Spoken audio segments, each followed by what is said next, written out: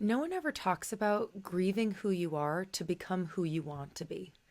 Grieving what you thought was going to be your existence to create a new version of your reality.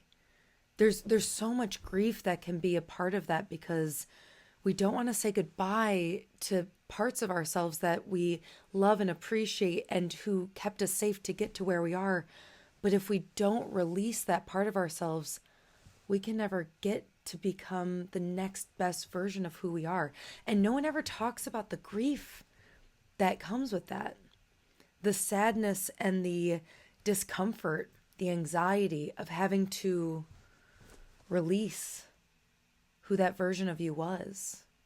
And I every time I've been in a moment of change, a moment of rediscovery, a moment of healing, to thank my past self for getting me here and to thank my present self for being unwilling to stay somewhere where I know I can grow if I move into the future. And so how do we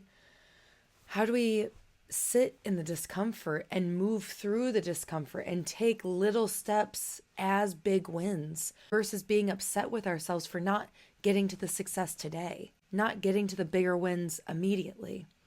And this idea of falling in love with the journey, falling in love with the rediscovery of who you are, it can be terrifying. It can be debilitating because we have to grieve a version of ourselves, and that can be really hard.